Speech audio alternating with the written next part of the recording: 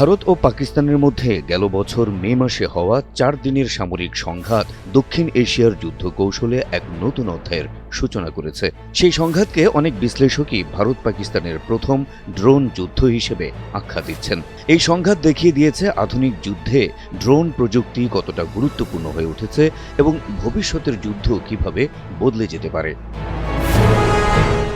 সংঘাতের সূচনা হয় 2025 সালের 22 এপ্রিল ভারত শাসিত কাশ্মীরের পহেলগামে বন্দুকধারীদের হামলায় 26 জন পর্যটক ও একজন স্থানীয় ব্যক্তি নিহত হওয়ার পর। হামলার জন্য ভারত পাকিস্তান ভিত্তিক সশস্ত্র গোষ্ঠীগুলোকে দায়ী করে, যদিও পাকিস্তান এই অভিযোগ অস্বীকার করে।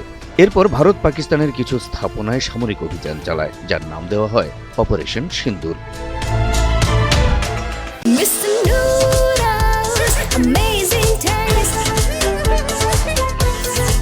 7 থেকে 10 মে পর্যন্ত চলা এই সংঘাতে দুই দেশই ব্যাপকভাবে ড্রোন ব্যবহার করে।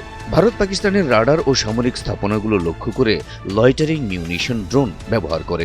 অন্যদিকে পাকিস্তান সোয়ার্ম ড্রোন বা গুচ্ছ ড্রোন দিয়ে পাল্টা হামলা চালায়। বিশেষজ্ঞরা বলছেন, ড্রোন প্রযুক্তি এখন আর কোনো একটি দেশের একচেটিয়া শক্তি নয়। কম খরচ, দ্রুত গতি এবং সহজলভ্যতার কারণে ড্রোন আধুনিক যুদ্ধের চেহারা পাল্টে দিয়েছে। ইউক্রেন যুদ্ধ থেকে শুরু করে মধ্যপ্রাচ্যের সংঘাত পর্যন্ত সর্বত্রই ড্রোন কেন্দ্রিক যুদ্ধ বাড়ছে। ভারতের সামরিক কর্মকর্তারা স্বীকার করেছেন, ড্রোন যুদ্ধ নতুন ধরনের নিরাপত্তা চ্যালেঞ্জ তৈরি করেছে।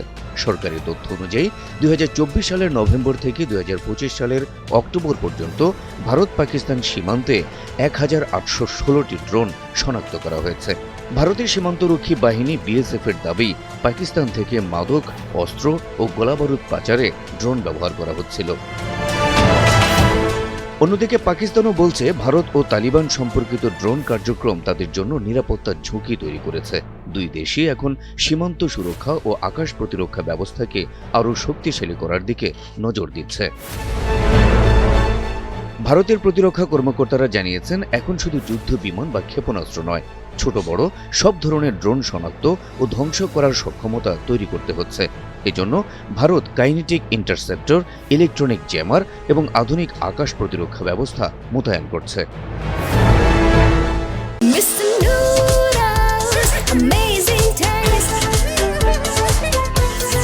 তবে ড্রোন প্রতিরোধে ব্যয়ও বড় একটি বিষয় হয়ে উঠেছে। ভারতীয় কর্মকর্তাদের মতে, কম দামি ড্রোন ধ্বংস করতে অত্যন্ত ব্যয়বহুল ক্ষেপণাস্ত্র ব্যবহার দীর্ঘমেয়াদী কার্যকর নয়। তাই কম খরচে কার্যকর প্রতিরক্ষা ব্যবস্থা তৈরির উপর জোর দেওয়া হচ্ছে।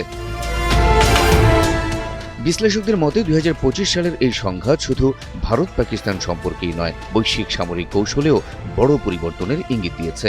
ভবিষ্যতের যুদ্ধ যে আরও বেশি প্রযুক্তি নির্ভর ও ড্রোন কেন্দ্রিক হবে, সেই বাস্তবতাই স্পষ্ট হয়ে উঠেছে এই সংঘাতের মাধ্যমে।